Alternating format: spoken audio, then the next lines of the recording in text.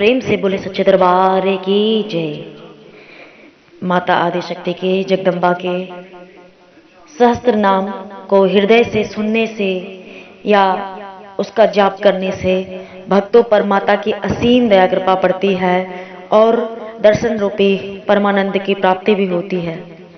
तो माता के जो अत्यधिक प्रभावशाली दुर्लभ सहस्त्र नाम हैं, महाविद्या, जगन माता, महालक्ष्मी, शिवप्रिया, विष्णु माया, सुभा, शांता, सिद्धा, सिद्ध, सरस्वती, क्षमा, कांति, सर्वमंगला, हिंगुला, चंडिका, दांता, पद्मा, लक्ष्मी, हरिप्रिया, प्रभा, ज्योत्सना, पार्वती, त्रिपुरा, नंदिनी, नंदा, सुनंदा, सुखवंदिता, यज्ञ विद्या, महामाया, वेदवाता, सुधा, धृति, प्रीति, प्रथा, प्रसिद्धा, मृडानी, विंध्यवासिनी, सिद्ध विद्या, महाशक्ति, पृथ्वी, नारद सेविता, पुरोहित प्रिया, कांता, कामिनी, पदमलोचना, प्रहलादनी, महामाता, दुर्गा, दुर्गति नाशनी, ज्वालामुखी, सुगोत्रा, ज्योति, कुमुदवासिनी, दुर्गमा, दुर्लभा, विद्या, स्वर्गति, पूर्वासिनी, अपर्णा, सांबरी माया, मदिरा, मृदुहासिनी, कुलवागीश्वरी,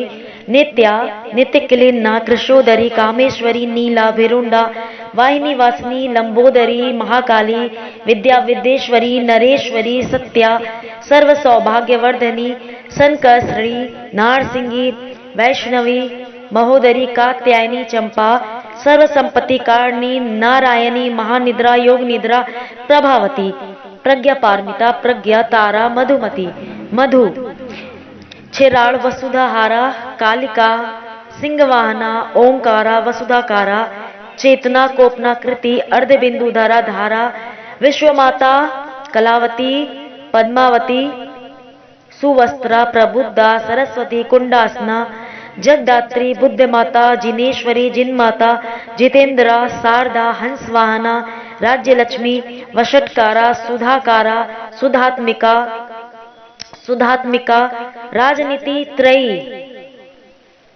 वार्ता, दंड नीति, क्रियावती। तो माता का एक नाम है वार्ता। वार्ता जैसा कि नाम से ही पता चल रहा है कि बातचीत।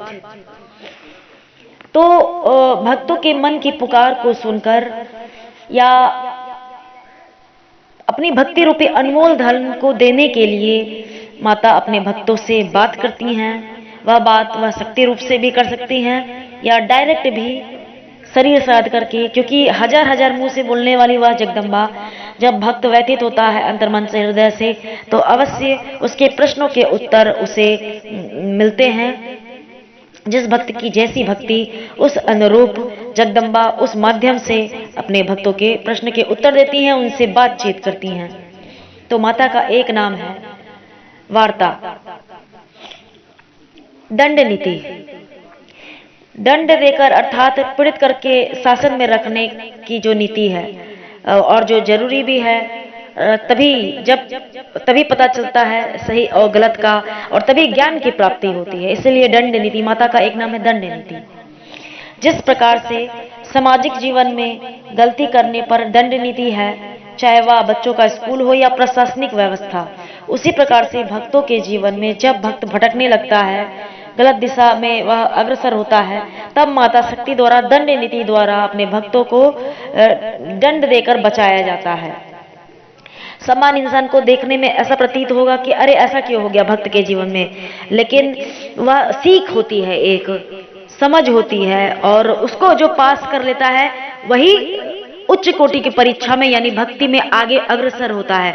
और जो उस दंड नीति को देखकर भयभीत हो जाता है और भक्ति इत्यादि करना छोड़ देता है, वह उसका जो है भक्ति वही खंडित हो जाता है।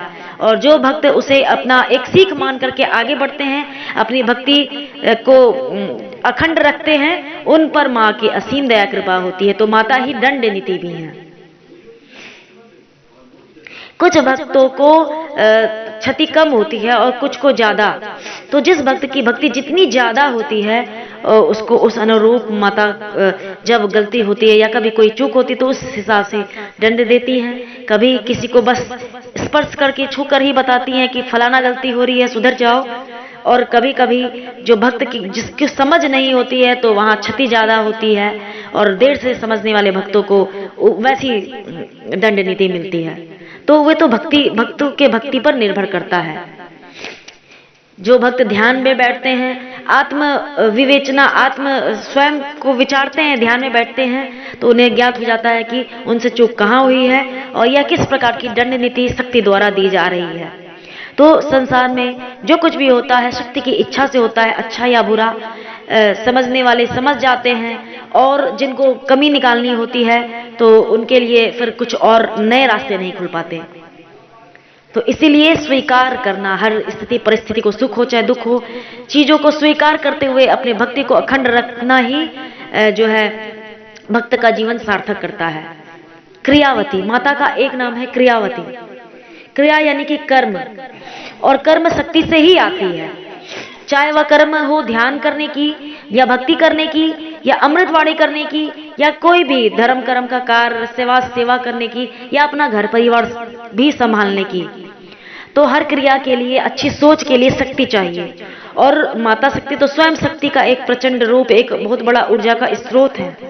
जब कोई भगत शक्ति की भक्ति में मन को रमाता है तो उनकी जो ऊर्जा है वह शक्ति उसके अंदर समाहित होने लगती है। धीरे धीरे जो जितना ज्यादा माँ शक्ति के करीब होगा, जितना ज्यादा उनका ध्यान करेगा, माँ शक्ति की ऊर्जा उसके पास उतनी ज्यादा ही होगी। जो जितना ज्यादा जय माता दी के नाम को ध्याएगा, उन पर माँ उन भक्तों पर माँ की उतनी ही कृपा होती है, और उनके जो भी लक्ष्य हैं वह पूर्ण होते हैं। तो क्रिया यानी कोई भी अच्छा कर्म करने के लिए, कोई भी लक्ष्य की पूर्ति करने के लिए भी शक्ति की आवश्यकता होती है। तो शक्ति के भक्तों पर इसकी भरपूरता देखी गई है, या इसकी अधिकता देखी गई है। जो एकदम पतले दुबले से भी होते हैं, एकदम से जिनको कहा जाए कि अरे ये क्या कर पाएगा, शारीरिक रूप से तो ऐसा है, उनको भी एकदम से बुढ़ापे की अवस्था में भी नाचते हुए देखा गया है। जैसे हड्डी नाच रही हो, यूं कहा जाए। तो यह शक्ति कुछ भी कर सकती है, वो कुछ भी कर सकती है। आग को पानी बना सकती है, और पानी को आग भी बना सकती है। राई को पत्थर भी बना सकती है, और पत्थर को राई भी बना सकती है। भक्त के ऊपर निर्भर करता है। असाधारण चमत्कार भक्तों के जीवन में होते हैं। भगत की भक्ति पर निर्भर कर होता है, और करने को तो भक्ति सभी कर रहे हैं, पर क्या कारण है, किसी ना किसी कारण से परेशान रहते, चिंतित रहते हैं। इसलिए क्योंकि शरीर के माध्यम से उन पर डायरेक्ट दया कृपा नहीं है। जब भक्ति का स्तर ज्यों-ज्यों बढ़ता जाता है तो शक्ति शरीर के माध्यम से, जो बहुत सौभाग्यशाली भक्त होते हैं, उन पर मां शक्ति शरीर के माध्यम से उन्हें दर्शन देकर, या मार्गदर्शन कर, या आशीर्वाद प्रदान कर के उन पर दया कृपा प्रदान करती हैं, उनका पथ प्रदर्शन करती हैं, उनके मन के प्रश्नों के उत्तर देती हैं। इस प्रकार से भक्तों का जीवन में भक्ति जीवन सार्थक होता है।